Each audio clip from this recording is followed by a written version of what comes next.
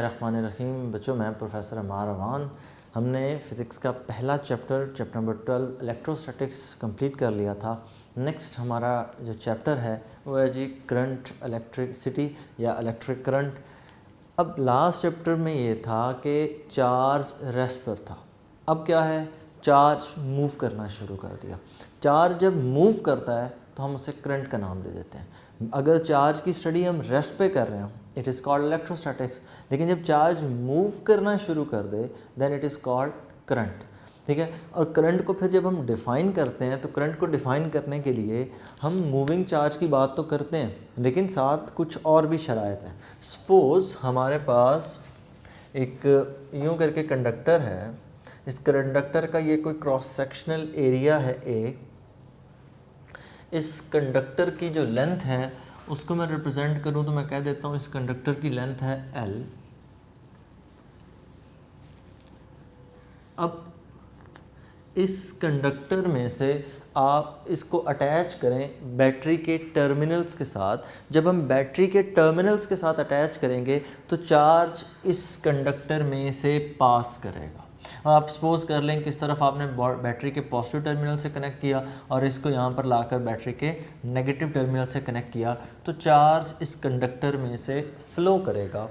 और तो कंडीशन यहाँ पर ये है कि यूनिट टाइम के अंदर, टाइम कितना आपने रखना है, the time must be unit time, और यूनिट टाइम का मतलब होता है 1 सेकेंड। तो 1 सेकेंड के अंदर जितना चार्ज इसमें से पास करेगा थ्रू दिस क्रॉस सेक्शन, ठीक है, तो यूनिट टाइम के अंदर जितना चार्ज पास करे। लास्ट चैप्टर के अंदर हमने चार्ज को हमेशा स्मॉल क्यू से लिखा और यहाँ पर हम चार्ज को लिखते हैं कैपिटल क्यू से। स्मॉल क्यू की सिग्निफिकेंस ये कि जब चार्ज रेस्ट पर हो, इलेक्ट्रोस्टैटिक्स की बात हो, तब हम उसे स्मॉल क्यू से लिखते हैं। लेकिन जब चार्ज मूव करने की बात आ जाए तब हम उसे कैपिटल क्यू से रिप्रेजेंट करते हैं।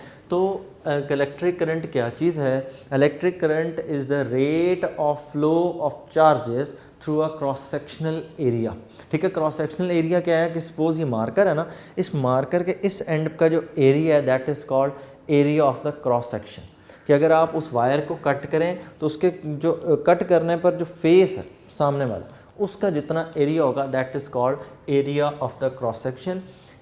इसी चीज़ को आगे लेकर चलें तो चार्ज की जब मूवमेंट की हम बात करते हैं तो चार्जेस दोनों तरह के हो सकते हैं। इधर it can be positive, it can be negative, it even both charges की बात भी हो सकती है। मतलब पॉजिटिव आइंस भी हो सकते हैं, नेगेटिव आइंस भी हो सकते हैं, एट अ टाइम भी मूवमेंट हो सकती है। तो उस चीज़ पे जाने से पहले हम इलेक्ट्रिक करंट को हमने सबसे पहले किया define. Rate of flow of charges through a cross section area in unit time is called electric current. Definition के बाद हम next चीज़ इसमें लिखते हैं symbol। करंट के लिए सिंबल यूज़ होता है कैपिटल I। सिंबल के बाद नेक्स्ट चीज़ फॉर्मूला। फॉर्मूला इसका है I is equal to Q over T। Rate के हिसाब से चार्जेस का flow, rate of flow of charges is equal to current. Definition से ही फॉर्मूला है। टाइम का मतलब rate of flow of charges is equal to electric current. यहाँ से इसका यूनिट लिखें तो इसका यूनिट है, चार्ज का यूनिट है कूलम, टाइम का यूनिट सेकंड, तो यहाँ से यूनिट बनता है कूलम पर सेकंड। और कूलम पर सेकंड के लिए हम नया नाम यूज़ करते हैं, हम इसके लिए दूसरा यूनिट यूज़ करते हैं एम्पेयर, और एम्पेयर के लिए सिंबल है कैपिटल A। अब एम्पेयर यूनिट रखने की सिग्निफिकेंस क्या थी? असल में इलेक्ट्रोमैग्नेटिज्म में हम जाकर ये पढ़ेंगे कि करंट जब किसी वायर में से फ्लो करता है तो उसके इर्द गिर्द मैग्नेटिक फील्ड बनता है। इस मैग्नेटिक फील्ड को सबसे पहले बताने वाला साइंटिस्ट जो था वो एम्पेयर था। तो उसी के नेम पर हम लोगों ने करंट का यूनिट एम्पेयर भी रखा हुआ। तो सिर्फ यूँ कह लें कि क्रेडिट देने के लिए, जिस तरह फोर्स को सबसे पहले डिफाइन किसने किया? Sir Isaac Newton. हमने उनके नाम पर इसको नाम दे दिया, यूनिट को न्यूटन। यहाँ पर भी उसी तरह कि करंट के बारे में इंपॉर्टेंट इन्फॉर्मेशन वगैरह देने वाले सबसे पहले एम्पेयर, तो हमने उसी की बेस पे हमने करंट का यूनिट एम्पेयर रखा हुआ। सिस्टम इंटरनेशनल का यूनिट है। उसके बाद नेक्स्ट चीज़, इस एम्पेयर की definition, what is 1 ampere. 1 ampere को डिफाइन करने के लिए हम इसी फॉर्मूले का सहारा लेंगे। I is equal to Q over T, 1 ampere is equal to 1 coulomb over 1 second. हर चीज़ 1 पुट कर दें इस फॉर्मूले के अंदर। चार्ज 1 कूलम पुट हो गया, टाइम 1 सेकेंड पुट हो गया। अब इस चीज़ को डिफाइन करें तो हम यूँ कह सकते हैं, if 1 coulomb of charge passes through a unit area in 1 second, then the current will be equal to 1 ampere। अगर यूनिट एरिया में से 1 कूलम चार्ज 1 सेकेंड में पास करें तब उस सरफेस में से गुजरने वाला, उस ऑब्जेक्ट में से गुजरने वाला करंट कितना होगा, 1 एम्पेयर। अगर 1 सेकेंड में 1 कूलम चार्ज पास करे then current will be 1 ampere. Next चीज़ इसमें आ जाती है जी करंट की टाइप्स। करंट कितनी टाइप्स का है? पहली चीज़ इसमें जी करंट के फ्लो, चार्जेस के फ्लो के बेसिस के ऊपर हम करंट की टाइप्स बनाते हैं। इनमें से पहली टाइप है जी इलेक्ट्रिक करंट, या इसको हम नाम देते हैं इलेक्ट्रॉनिक करंट। इलेक्ट्रॉनिक करंट क्या है कि इलेक्ट्रॉन्स की मूवमेंट, इलेक्ट्रॉन्स जब मूव करें, और इलेक्ट्रॉन चार्ज ही है ना, तो जब इलेक्ट्रॉन मूव करेगा तब हम उस करंट को नाम देते हैं इलेक्ट्रॉनिक करंट। रियल टाइम जो हमारे इर्द गिर्द जितने भी सर्किट्स हैं सब के अंदर यही करंट फ्लो कर रहा है कि इलेक्ट्रॉन्स मूव करते हैं किसी कंडक्टर में से तो करंट पास करता है। और इलेक्ट्रॉन हमेशा कहाँ से कहाँ मूव करते हैं, they move from the negative terminal of the battery towards the positive terminal of the battery. ठीक है, electronic current it is due to flow of electrons from the negative terminal of the battery towards positive terminal of battery. इस दौरान जो current होगा, जो charges की movement की वजह से हम जिस चीज़ को नाम दे रहे हैं करंट का, तो उस करंट को हम नाम क्या देंगे, electronic current, because it is due to movement of free electrons. Next दूसरा करंट जो आपने प्रीवियस क्लासेस में पढ़ा था वो करंट था जी कन्वेंशनल करंट। कन्वेंशनल करंट क्या है? कन्वेंशन है, एक फर्जी बात है। कन्वेंशनल करंट क्या होता है जी? ये असल में पुराने जो साइंटिस्ट थे, अर्लियर साइंटिस्ट, उनके ख्याल में ये था कि शायद करंट बैटरी के पॉजिटिव टर्मिनल से नेगेटिव टर्मिनल की तरफ फ्लो करता है। अब असल में सर्किट में करंट किस तरह फ्लो कर रहा होता है? Negative to positive. चूँकि पहले इतनी ज़्यादा टेक्नोलॉजी नहीं थी, हमें नहीं पता था कि करंट किस डायरेक्शन में फ़्लो करता है, तो उस वक़्त ये हमने एक फ़र्ज़ी बात कर ली कि करंट बैटरी के पॉजिटिव टर्मिनल से नेगेटिव की तरफ मूव करता है। वर्ड कन्वेंशन का मतलब होता है रवायत, कि ये एक रवायती करंट है कि जिस तरह प्रीवियस हम पढ़ते थे हम आज भी उसी तरह ही करते हैं। हम ये कहते हैं कि करंट बैटरी के पॉजिटिव से नेगेटिव की तरफ फ्लो करता है। अगर रियलिटी बेसिस पे देखा जाए तो ये बात गलत है। रियलिटी बेसिस के ऊपर रियल करंट की बात करें, हकीकत में क्या होता है, करंट नेगेटिव से पॉजिटिव टर्मिनल की तरफ फ्लो करता है। तो फिर हम इस कन्वेंशन को क्यों यूज़ करते हैं? इस कन्वेंशन को, इस रवायत को यूज़ करने की वजह ये है कि जितने भी हमारे प्रीवियस फार्मूलाज हैं, अगर उनमें से मैं सबसे आसान फार्मूले की बात करूं, that is V is equal to IR, कि ये सारे के सारे कन्वेंशनल करंट पे बनाए गए हैं। अब अगर आप यहाँ पर करंट की डायरेक्शन चेंज करें कि आप पॉजिटिव की बजाय real current negative to positive की बात करें तो क्या होगा, हमें करंट की डायरेक्शन रिवर्स करेंगे। जब करंट की डायरेक्शन रिवर्स हो जाएगी तो हमें यहाँ पर माइनस साइन लगाना पड़ेगा। और यूँ करंट इलेक्ट्रिसिटी के पूरे टॉपिक के अंदर जहाँ पर हम जिस टॉपिक में जहाँ पर भी पढ़ेंगे हमें उस फॉर्मूले में नेगेटिव साइन लगाना पड़ेगा, क्योंकि हम करंट की डायरेक्शन को चेंज कर रहे हैं। तो अगर करंट की डायरेक्शन चेंज करने पर सारे फार्मूलाज में नेगेटिव साइन आ रहा है तो इससे बेहतर यही है कि हम यही कन्वेंशन जारी रखें, हम उसी रवायत को आगे लेकर चलें और आपको भी इसी तरह समझाएं कि आप ने असल चीज़ जहन में रखनी है कि करंट नेगेटिव से पॉजिटिव फ्लो करता है। लेकिन चूंकि पुरानी रवायत है कि हम ये पढ़ते हैं पॉजिटिव से नेगेटिव की तरफ, तो आपने इसी को आगे लेकर चलना। अब अगर हम इसको आगे लेकर चलें तो हमारी सारी चीज़ें फिर तो गलत होनी चाहिए। एक बच्चे के माइंड में फ़ौरन से क्वेश्चन राइज होता है कि अगर हम हकीकत से हट कर बात करें तो इसका मतलब हमारे रिजल्ट्स गलत हों। देखें, हकीकत में करंट किस तरह फ्लो कर रहा है, नेगेटिव से पॉजिटिव।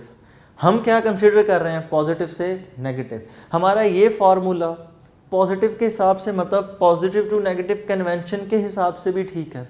हमारा यही फार्मूला इलेक्ट्रॉनिक के हिसाब से भी ठीक है, क्योंकि इस फार्मूले को लिखा गया कन्वेंशन की बेस पे। लेकिन उस वक्त यूं तो नहीं ना था कि पॉजिटिव से नेगेटिव ही करंट फ्लो करता था, उस वक्त भी यही था, नेगेटिव टू पॉजिटिव। आज से 200 साल पहले की बात हो, आज की बात हो या मॉडर्न एरा की बात हो, करंट हमेशा बैटरी के नेगेटिव से पॉजिटिव ही फ्लो करना है। अब आप गलती से ये अपने जहन में ये सोच के बैठे हैं कि करंट पॉजिटिव से नेगेटिव फ्लो करता है। आपने रीडिंग्स जो ली सर्किट से ली, सर्किट में तो रियलिटी बेसिस पे हर चीज़ चल रही है। तो अगर आप ये फार्मूला लिख रहे हैं तो ये formula in a sense reality base का है। सिर्फ और सिर्फ एक छोटी सी गलती है। गलती किस चीज़ की है, it is just the error of direction. हम सिर्फ और सिर्फ डायरेक्शन सही एक्सप्लेन नहीं कर पा रहे, बाकी मैग्नीट्यूड बाकी चीज़ों का सब कुछ बिल्कुल ठीक है, सिर्फ और सिर्फ एक डायरेक्शन का मसला है। और उस डायरेक्शन की वजह से माइनस साइन लगना है, तो हम उस माइनस साइन को आज तक हमने उसे ठीक नहीं किया। तो हम लोगों ने सिर्फ और सिर्फ क्या किया, हमने आपको भी उसी तरह कन्वेंशन पढ़ा दी कि आपने भी यही कंसिडर करना है कि करंट बैटरी के पॉजिटिव से नेगेटिव चलता है। अगर आप इस बुक के अंदर देखें तो सिवाय इस टॉपिक के या कहीं पर एक डायग्राम और है, पूरी बुक के अंदर हमें कोई ऐसा टॉपिक नहीं मिलता जहाँ पर इलेक्ट्रॉनिक करंट से हट के बात की गई हो। ठीक है, एक यहाँ पर ही है इसी चैप्टर पेज के ऊपर, अगर आप देखेंगे ना फर्स्ट पेज के ऊपर, तो मेटल वायर बनाकर और एक रियल करंट की डायग्राम दी गई है। ऐसी ही एक डायग्राम चैप्टर नंबर 18 में गिवन है। इसके अलावा पूरी बुक में कहीं पर ऐसा नहीं है कि हमने कन्वेंशन से हटकर बात की हो। तो हम भी जब पूरे साल में पढ़ेंगे या थ्रू आउट आप जब भी फिज़िक्स पढ़ेंगे तो हमेशा हम कन्वेंशनल करंट की बात करेंगे। अच्छा, अब यहाँ पर एक और गलती फिर बच्चे कर जाते हैं। यहाँ पर तो है जी इलेक्ट्रॉनिक करंट बैटरी के नेगेटिव से positive due to movement of electron. यहाँ पर क्या होता है, conventional current from positive to negative terminal due to movement of positive charges. अक्सर बच्चे यहाँ पर प्रोटॉन लिखाते हैं, प्रोटॉन मूव नहीं करता। प्रोटॉन न्यूक्लियस के अंदर है, मेटल्स और सॉलिड सारे, इनके केस के अंदर न्यूक्लियस या एटम सिर्फ और सिर्फ अपनी जगह पर रहकर वाइब्रेट करता है, वो फ्रीली मूव नहीं कर सकता। इलेक्ट्रॉन फ्रीली मूव कर सकता है, लेकिन एटम के अंदर मौजूद प्रोटॉन फ्रीली मूव नहीं कर सकता। प्रोटॉन न्यूक्लियस का हिस्सा है और न्यूक्लियस सिर्फ वाइब्रेट करता है। तो अगर न्यूक्लियस सिर्फ वाइब्रेट करता है तो इसका मतलब प्रोटॉन यहाँ पर करंट कैरियर नहीं हो सकता। यहाँ पर करंट कैरियर फिर हम क्या कंसिडर करते हैं, पॉजिटिव चार्जेस। ये भी सिर्फ कंसिडरेशन की हद तक ही है, हालांकि हमें पता है वो पॉजिटिव चार्जेस असल में प्रोटॉन ही है, लेकिन प्रोटॉन करंट को लेकर नहीं मूव करता। ठीक है, कन्वेंशन है और कन्वेंशन सरासर आपको मैंने पहले ही कहा कि यह गलत है, लेकिन हम इसी की बेस के ऊपर चलेंगे because there is only error of direction. Next चीज़ इसमें तीसरा करंट, और तीसरा करंट यहाँ पर है जी आयोनिक करंट। आयोनिक करंट क्या है, it is due to flow of ions. Ionic current, ये करंट सिर्फ और सिर्फ सॉल्यूशंस में होता है, इलेक्ट्रोलाइट्स में होता है। इलेक्ट्रोलाइट क्या होता है, इलेक्ट्रोलाइट कोई भी ऐसा सॉल्यूशन जिसमें से इलेक्ट्रिसिटी पास कर सके, that is called electrolyte. For example, अगर आप कॉपर सल्फेट को वाटर में मिक्स कर दें, कॉपर सल्फेट को अगर हम कॉपर वाटर में मिक्स करें तो कॉपर सल्फेट डिसोसिएट होने के बाद दो तरह के आयंस प्रोड्यूस करेगा, Cu+2 + SO4 -2। सेम इसी तरह जब कॉपर सल्फेट को आप पानी में वाटर में मिक्स कर रहे हैं तो उसी वक्त वाटर के भी कुछ मॉलिक्यूल्स डिसोसिएट होंगे और water H positive plus OH negative बनाएगा। ठीक है, proton plus hydronium hydroxide ion. अब यहाँ पर हम लोगों ने क्या किया, हमने यहाँ पर 2 इलेक्ट्रोड्स लगा दिए। एक इलेक्ट्रोड को हम प्रोवाइड कर देते हैं नेगेटिव चार्ज, दूसरे इलेक्ट्रोड को हम प्रोवाइड कर देंगे पॉजिटिव चार्ज। एक को नेगेटिव, इस टर्मिनल को हमने नेगेटिव प्रोवाइड कर दिया, इसको हमने प्रोवाइड कर दिया पॉजिटिव।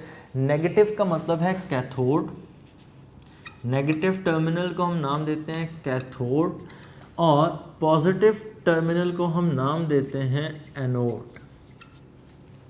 अब नेगेटिव पॉजिटिव के लिए अट्रैक्शन रखता है, तो इधर मौजूद सारे का सारा सॉल्यूशन जो है, सॉल्यूशन किस चीज़ का, सॉल्यूशन इन आयंस का, ये सारे का सारे ये जो आयंस हैं ये मूव करेंगे। सल्फेट आयन SO4-2 एनोड की तरफ मूव करेगा, OH negative ion hydroxide ion ये भी एनोड की तरफ मूव करेगा, जबकि पॉजिटिव की तरफ यहाँ पर H पॉजिटिव प्रोटॉन मूव करेगा, साथ कॉपर आयन Cu+2 मूव करेगा।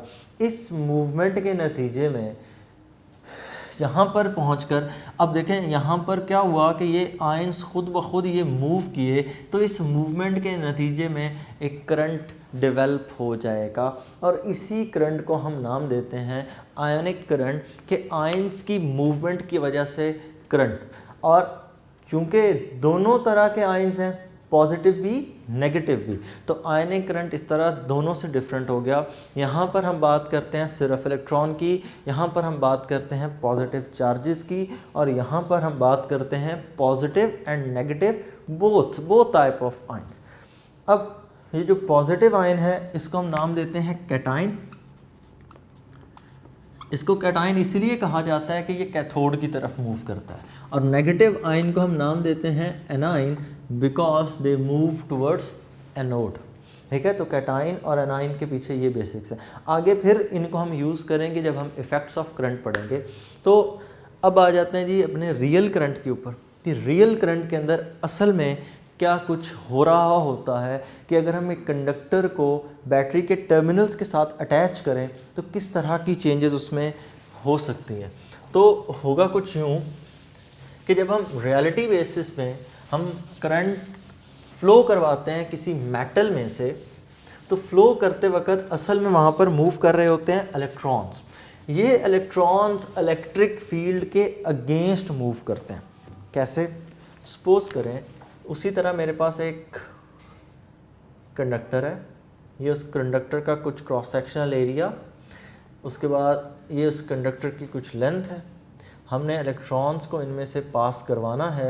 इलेक्ट्रॉन से भी बेहतर बात मैं करूं तो मैंने इसमें से करंट पास करवाना है। कौन सा करंट जी? इलेक्ट्रॉनिक या रियल करंट। यहाँ पर एटम्स होंगे, इन एटम्स के इर्द गिर्द इलेक्ट्रॉन्स रिवॉल्व कर रहे हैं। कुछ इलेक्ट्रॉन्स फ्री भी होते हैं जो वैलेंस शेल के इलेक्ट्रॉन्स होते हैं इन केस ऑफ मेटल्स। सारे सॉलिड्स की बात नहीं हो रही, सिर्फ और सिर्फ मेटल्स की हो रही है कि मेटल्स के अंदर इलेक्ट्रॉन्स फ्री होते हैं वैलेंस शेल के, वो फ्रीली मूव कर सकते हैं। But the nucleus can not move freely, it only vibrates about it's fixed position. ने अपनी फिक्स पोजीशन के गिर्द वाइब्रेट कर सकता है। अब होता क्या है कि जब हम इस कंडक्टर को बैटरी के टर्मिनल से कनेक्ट करते हैं, यहाँ पर ये बैटरी का इस तरफ हम कनेक्ट कर देते हैं नेगेटिव टर्मिनल, यहाँ पर हम कनेक्ट कर देते हैं बैटरी का पॉजिटिव टर्मिनल, तो क्या होगा? करंट फ्लो करना स्टार्ट हो जाएगा।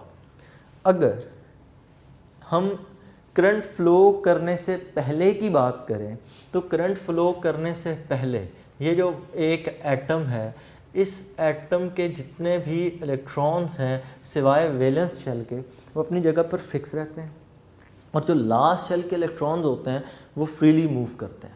उनकी फ्री मूवमेंट किस चीज़ पर डिपेंड करती है? तो उनकी फ्री मूवमेंट डिपेंड करती है द टेम्परेचर, कि अगर मेटल का टेम्परेचर ज़्यादा होगा उन फ्री इलेक्ट्रॉन्स की मूवमेंट तेज़ होगी।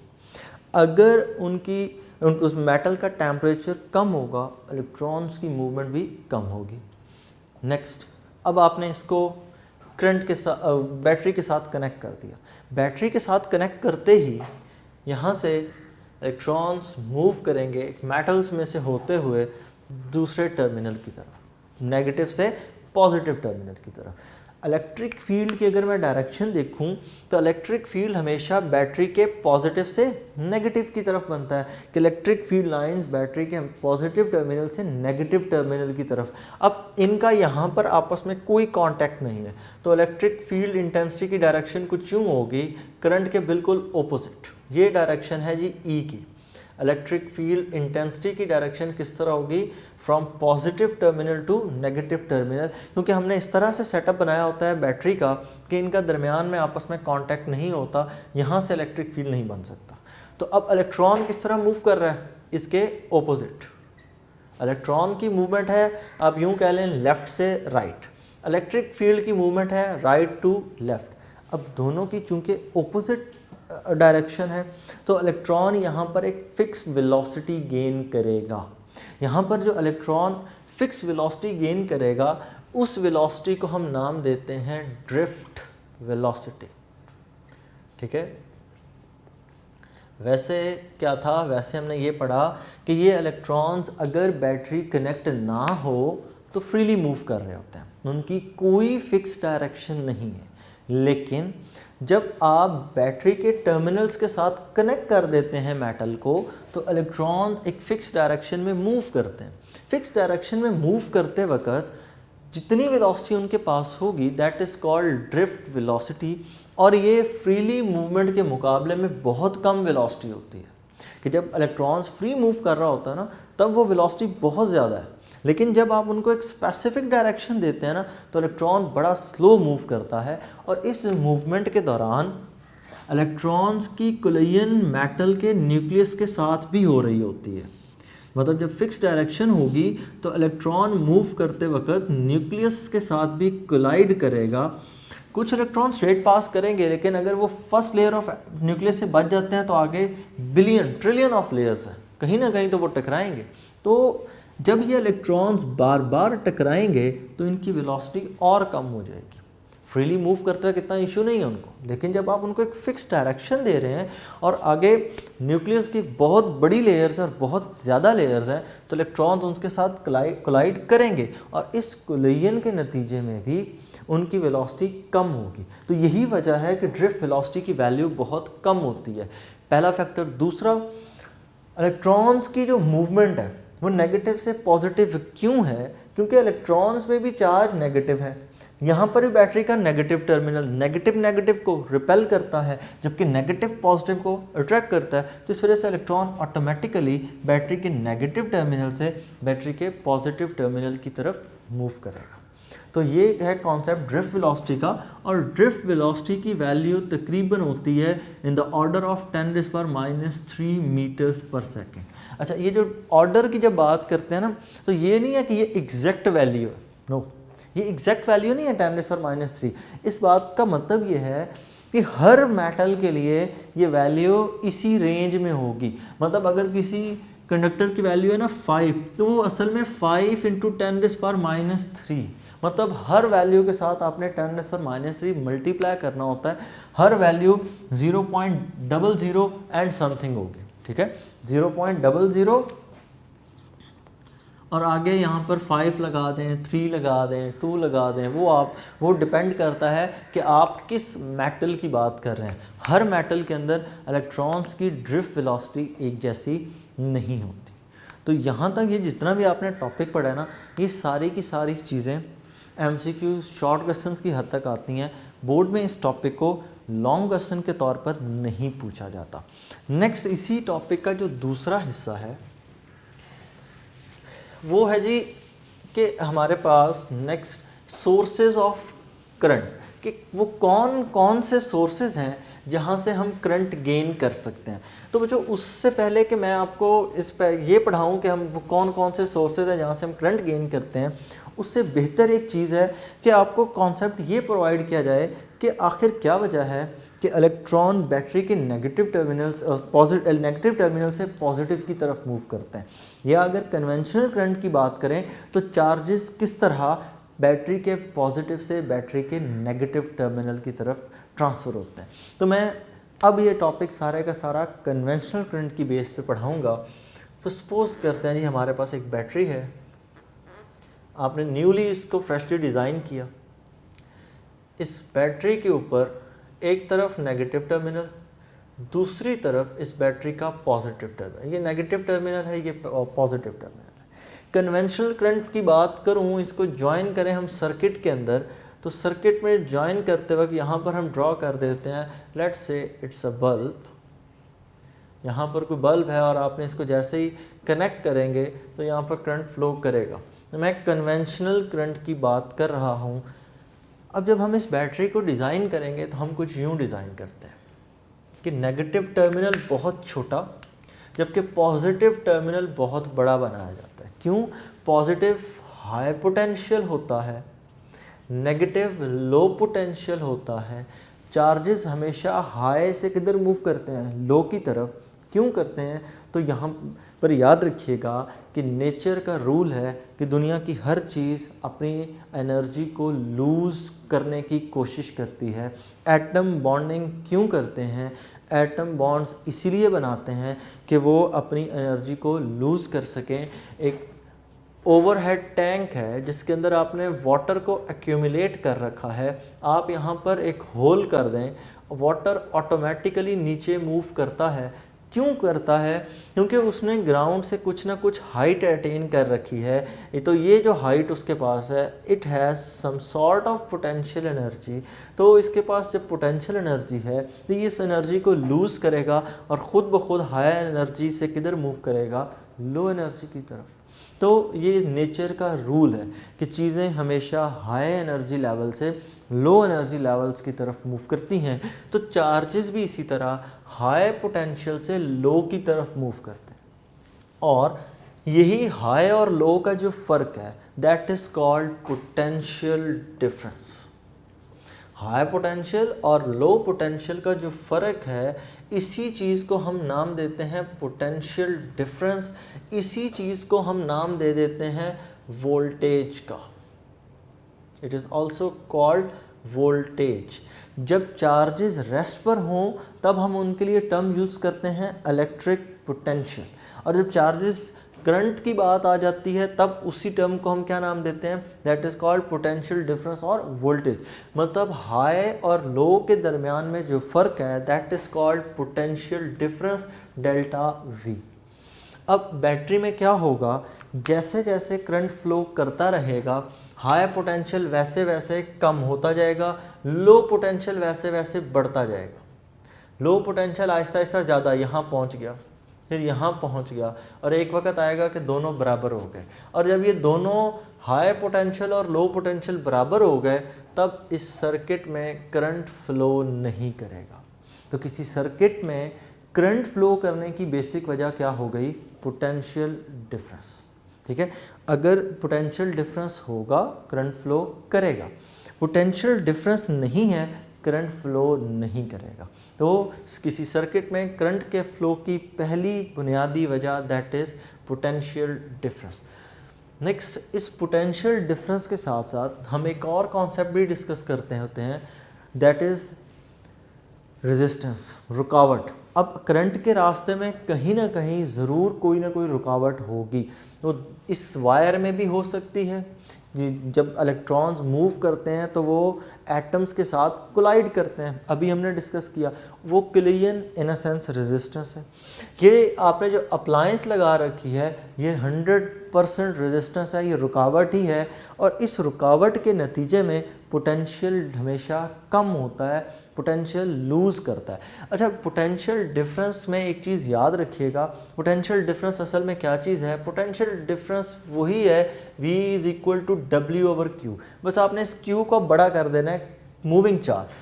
V is equal to W/Q का मतलब है कि जब चार्ज मूव करेगा, मूव करते वक्त कितना वर्क कर सकता है। Ability of a charge to do work, मतलब चार्ज हाई पोटेंशियल से लो पोटेंशियल की तरफ आएगा, तो हाई से लो की तरफ आते वक्त उसके पास एनर्जी, वो कि उस एनर्जी से वो कितना वर्क कर सकता है, that is called its potential difference.